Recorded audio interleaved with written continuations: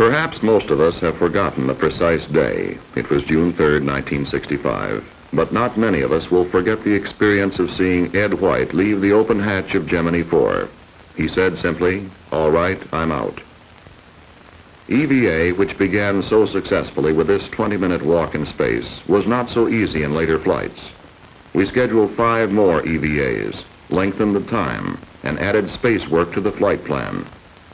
But we gave the astronaut too high a workload to perform, and the problem was compounded by the pilot's difficulty in positioning himself during work periods. Now we were coming up on the last flight and the last EVA, with questions about EVA still unresolved. And Gemini 12 would launch in 60 days.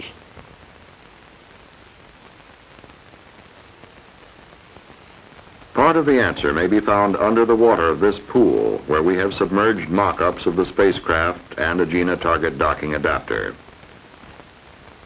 We had done research in underwater simulation of space conditions for some months. Now, for the first time, a flight crew will incorporate underwater simulation into their EVA work training. In an inflated pressure suit, astronaut Edwin Aldrin, pilot for Gemini 12, is weighted with 60 pounds of lead. He is positioned at the prepared Agena workstation by trained scuba divers.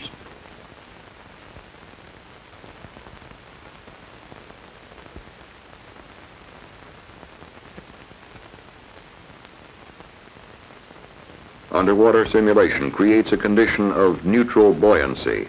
It gives the pilot an effect quite similar to that of zero gravity. Astronaut Aldrin has attached himself by a waist tether to rings on the Agena. From past EVA experiences, we learned that astronauts spent far too much energy trying to stay in position while working. Waist tethers are one of the restraints that we are investigating for Gemini 12. The jobs now performed underwater by pilot Aldrin are those which will be done on Gemini 12. Attaching handholds, using a torque wrench to tighten bolts, making electrical connections, cleanup of his work area. In short, the type of jobs we know are basic to space station work. As he will during flight, pilot Aldrin has moved by handrails from the Agena workstation to the adapter area. He is now ending a rest period. We have carefully planned the rest periods of this EVA in relation to the workload. Leaning backward, pilot Aldrin tests another type of restraint used in the adapter area, special foot restraints. These are also called Dutch shoes by some people for obvious reasons. The chief advantage of underwater simulation is that it gives a training EVA pilot continuity of tasks. As such, it is a valuable addition to zero-G simulations in aircraft, where the zero-G condition is attained in the parabola of flight for only 30 seconds. Pilot Aldrin and his backup crewman, Pilot Cernan, are able to simulate the entire EVA exercise of Gemini 12 without a break, step by step from the beginning, as it is written in the flight plan. They run 2-hour simulations underwater several times and finish training almost on the eve of launch.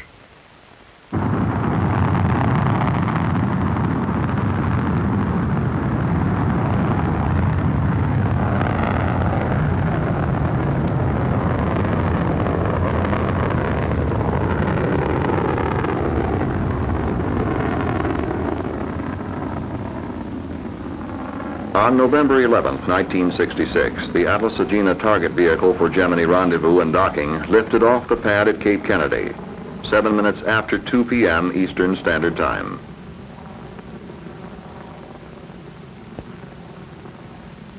Gemini 12 was now slightly more than an hour and a half from launch. Command pilot for the mission was Jim Lovell, already a veteran of the longest manned spaceflight, 14 days on Gemini 7. In the 4 days ahead, he would log more hours in space than any other man. His pilot was astronaut Aldrin. The Agena was inserted into an orbit of 164 nautical miles by 159 nautical miles. Mission Director Bill Schneider gave the final go for the launch of the last Gemini.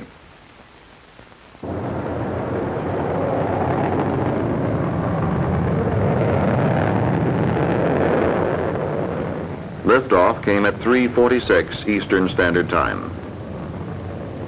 The launch vehicle propelled the spacecraft as smoothly as it had in 11 previous flights, and Gemini 12 was headed for an orbit of 146 by 87 nautical miles.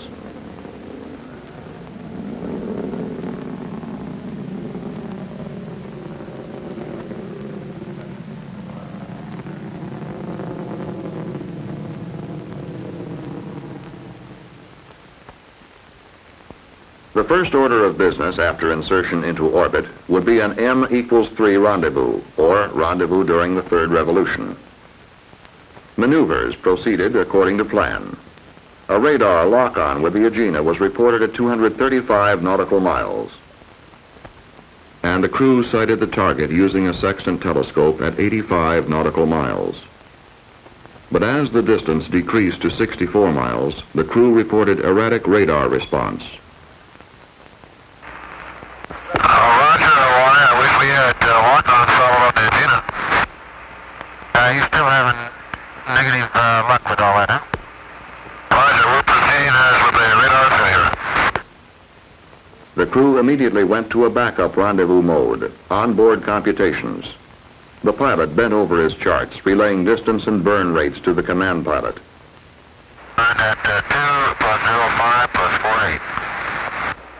I should put it in here. This method had been used successfully as early as the Gemini 9 flight and presented no problem. 12 Houston, 1 minute to LOS. You can go encoder on. Roger. Have fun. But still it is interesting to note that the pilot making the computations this time had written his doctoral thesis on just this subject, rendezvous modes. Dr. Aldrin was as calm as though he were sitting in the graduate stack studying. And Command Pilot Lovell brought Gemini 12 to a station-keeping position at Tenerife, 3 hours, 46 minutes after liftoff.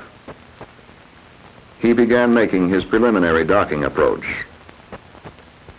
He will dock south of Japan within range of the tracking ship Coastal Sentry Quebec, or CSQ in the flight controller's call letters.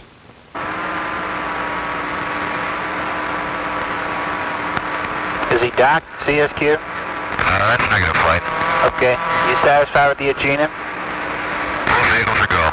Okay. Let him know that. Okay.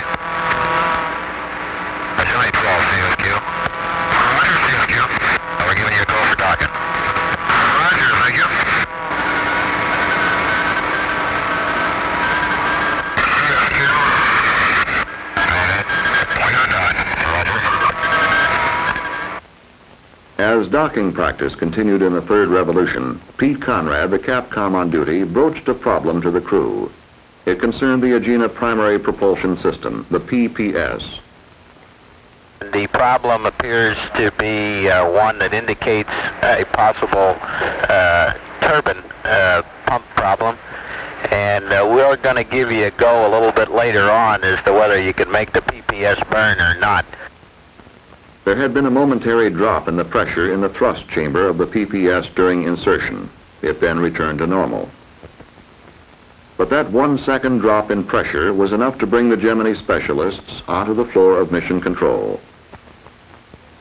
The pressure drop could cancel plans for the PPS burn today, which would inject the docked vehicles into a higher orbit of 400 nautical miles. The decision came in the fourth revolution and was relayed through the Hawaii tracking station. Well, Hawaii, you're no go at the present time on the PPS burn. The big burn, such as we saw on Gemini 10 and Gemini 11, was out for this mission. But the crew was given no chance to settle back for a couple hours free ride, or crack open a good novel, even if they had one aboard. Mission Control came up with a substitute plan. It was this. Tomorrow, Gemini 12 would take photos of the solar eclipse over South America. For eclipse phasing, Command Pilot Lovell would make 2 Agena burns, but with a smaller secondary propulsion system. And one more change. The crew would go to sleep an hour early, but they would wake up 2 hours early. Hawaii bid them good night on the 5th pass and summed up things to this point pretty well. been kind of a busy day. Thanks much. That about does it. And flight says to tell you good night. Two major events faced the crew on the second day after they were awakened by the Canary station. Gemini 12, Canary Capcom. Canary, this is 12, loud and clear, over. Ah, you're loud and clear. Good morning. How'd you have a good sleep? Oh, so, not bad. 2 solid hours sleep, they said. This has been the pattern of past flights.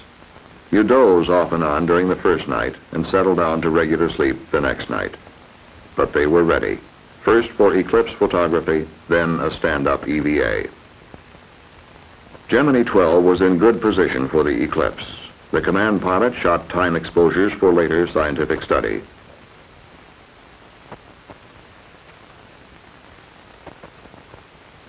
The stand-up EVA began over the Canaries. The hatch was open at 19 hours, 29 minutes into the mission. Pilot Aldrin reported that he had only a minor tendency to float upward and had no difficulty in maintaining the position he wished in the open hatch. Okay, I'm just drifting here. It looks like I have a small tendency to float out, but very little. A beautiful view. There was also preparation for the umbilical EVA of the following day. A portable handrail was installed from spacecraft hatch to the cone of the target docking adapter. It was left in position to be used Sunday. A major portion of this EVA was devoted to star photography, shooting so-called hot stars, much of whose light is in the ultraviolet spectrum. 80% of this is filtered out by the Earth's atmosphere. From Gemini, astronomers can study data unobtainable from the Earth.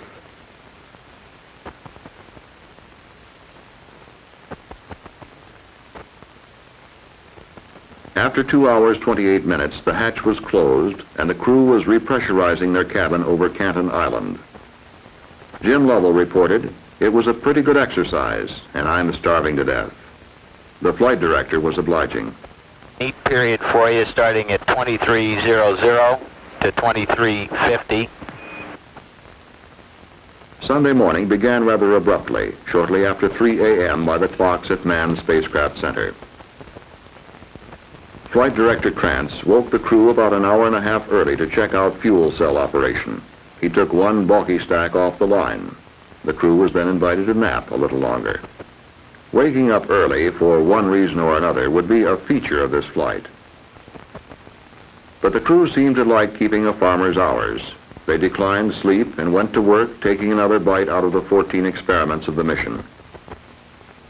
On the 27th revolution over Carnarvon, a go was given for the umbilical EVA and space work. EVA began over the South Pacific beyond contact with the ground. Mission control could only wait it out until the spacecraft passed over the States and into tracking range. How was it going? We had restudied work in space for this flight. We replanned our tasks, and it was a last chance for Gemini. But waiting is sometimes a hard job. How was it going?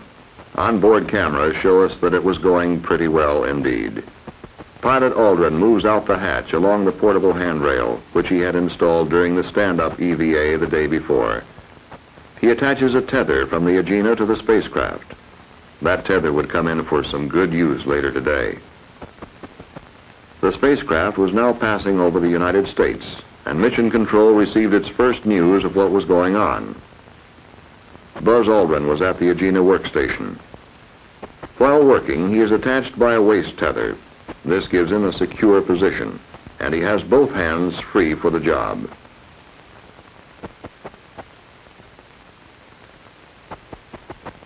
Doctors were counting his heartbeat closely during the work period. So far, it had been pretty much below 120. After finishing up at the Agena workstation, Aldrin makes his way along the handrails to the hatch and the rest period.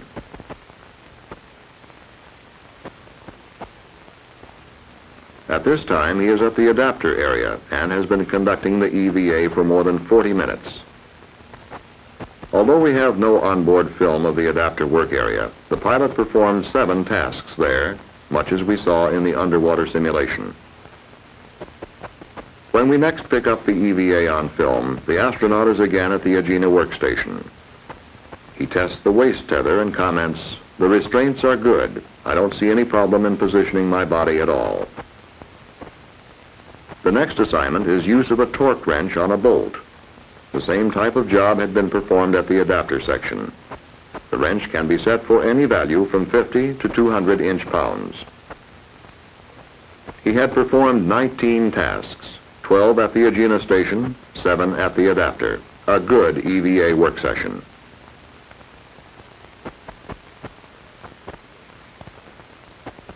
Now, like any good workman, the pilot sets about cleaning up his work area. "Okay," he said, "workstation is clear." As he got back in, Jim Lovell greeted him with, "Okay, here's your seat, Buzz. That's it." Gemini 12, Houston Capcom, 1 minute to LOS. New EVA record, beautiful job. That new record was 2 hours, 9 minutes on Umbilical EVA. Command Pilot Lovell undocked from his target vehicle 47 hours, 31 minutes from liftoff. He was between stations, between Carnarvon and Canton Island. Command Pilot Lovell is backing off slowly from the target vehicle, pulling on the 100-foot Dacron tether attached to his spacecraft during the Umbilical EVA. He will now attempt to extend this tether until it loses all slackness and becomes taut. As expected, that takes a bit of doing at first. The tether whips back and forth and develops loops. But if the command pilot can position these two vehicles on the tether, the one lower as the Agena is, and the other higher as is Gemini 12, there will be a very slight difference in the gravitational pull of the Earth upon the two. Small as it is, this difference may be strong enough to stabilize the spacecraft and the Agena. Now Gemini 12 is in its second daylight pass of this exercise. Jim Lovell has his tether extended and taut. He turns off both spacecraft and Agena control systems. The tether remains taut.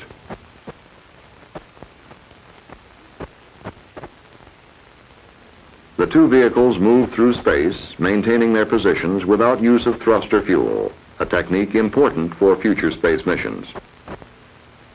After 4 hours and 20 minutes, the tether exercise was ended. Command Pilot Lovell jettisoned the tether. The mission had now lasted 51 hours and 51 minutes. It was time for the crew to separate from their target vehicle. They would perform a 6-foot-per-second posigrade maneuver to give them sufficient clearance. Target vehicle and spacecraft went their separate ways, and the crew slept. The next day was Monday, and it began for the crew at 1:15 a.m. over the Rosenaught Victor tracking ship. The crew had a third and final EVA ahead of them. It was a stand-up EVA this time, devoted to ultraviolet photography. But there would also be an opportunity to jettison some excess EVA equipment no longer needed. The hatch was opened at 66 hours, 11 minutes. The pilot took ultraviolet photographs of the sunrise and of selected constellations. After 51 minutes, the hatch was closed, and with it, the crew had closed out 3 planned EVAs with remarkable success. Not long after this, Gemini 12 received its flight update for a 60-1 recovery. It would now fly the full 4 days and come down in the primary recovery area in the Western Atlantic. Tuesday, the 4th day, began on a familiar note. The crew was awakened early. Flight Director Krantz was checking the fuel cells again, but no major problem. Although the more dramatic segments of flight were behind Gemini 12, the crew was quite busy completing outstanding experiments. A preliminary retrofire time of 94 hours was transmitted to them. Suddenly, a lot of time seemed to have gone by very quickly. 19 months since Virgil Grissom and John Young walked up this ramp, the first crew for the first 2-man spacecraft. It hardly seemed possible. So matter-of-fact it was that Gemini 12 was making its last pass over the Canaries and the last pass of the Gemini program. There were brief words with other old friends, Kano, Nigeria, Tananarive, Carnarvon, Australia. And we are 1 minute from retrofire. Mark. All aircraft are on station as of 1849-0. The network SRO. Go SRO. Roger, I have an IP for you from our computer. Okay. Discovery. 24 degrees, 44 minutes north. Flight, understand me. The prime recovery ship, the USS Wasp, was on station some 600 miles east of Cape Kennedy as the retro rockets fired. The Wasp waited, as she had on 4 other occasions, for Gemini 4 and Gemini 6, for 7 and Gemini 9. Slightly more than 30 minutes to wait, with her helicopters scanning the sky. The spacecraft is entering the Earth's atmosphere at 400,000 feet. We have a chance to make the last ride down with the crew, looking out the pilot's window.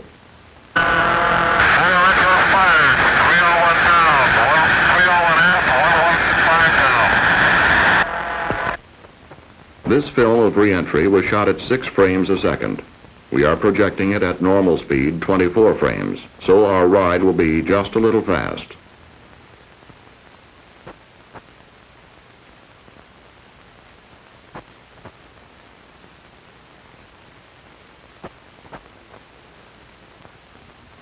Heat of reentry becomes intense. Particles flake off the ablative heat shield and fly onto the window.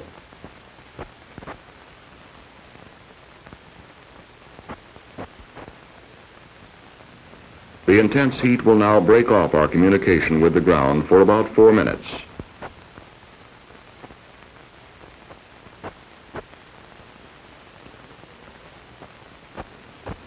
We are midway across the continent, near the Mississippi Delta. The crew has been coming in for 27 minutes. Communications blackout is over. Our ground station talks to Jim Lovell. Well, Houston, our data shows you're right in the money.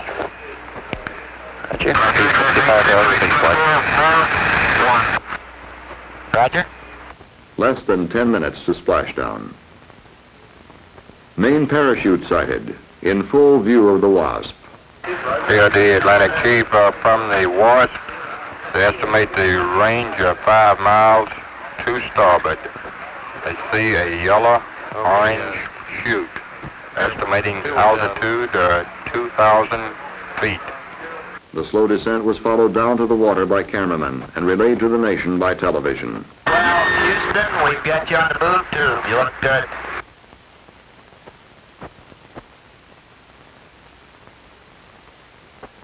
Splashdown. The Gemini 12 flight is officially over at 2:21 p.m. Eastern Standard Time. It passes into history. The recovery mission begins. The Wasp was almost alongside the spacecraft as it splashed down. Rescue swimmers were in the water with a flotation collar, ready to check in with the crew. Jim Lovell was the first to be lifted into the waiting helicopter. It returned immediately with a sling to pick up Ed Aldrin. Both were soon aboard and receiving the congratulations of the helicopter crew. There would be time later to summarize the Gemini program, to add up the major accomplishments we now take for granted. Rendezvous and docking, long-duration missions, EVA, pinpoint re-entry. There is a just share for contractor, for Department of Defense, NASA, for flight crew and ground crew, and most of all for the man in the street for whom this program is ultimately designed, and without whom it has no meaning. But this day belongs to Gemini 12 and its crew. We must not stint them. These men set out to do a job and finished that job thumbs up. Command pilot and pilot had added 5 hours, 28 minutes of EVA exposure to the Gemini record. Each established his own individual record. Jim Lovell has flown longer in space than any other man, 18 days. 14 days on Gemini 7, 4 days just behind him. Buzz Aldrin set his record of 2 hours, 9 minutes on Umbilical EVA at workstations. The crew increased our experience at Tethered station keeping after successful rendezvous and docking. Finally, Gemini 12 added 14 successful experiments to the Gemini program, which has collected research data for scientists on every flight. More than 50 experiments were conducted on this program. In the tradition of manned flights, the Gemini mission flag is lowered for the last time at the Manned Spacecraft Center. As it comes down slowly, we hear an echo of the words of the program manager. It is now time to go on to bigger things.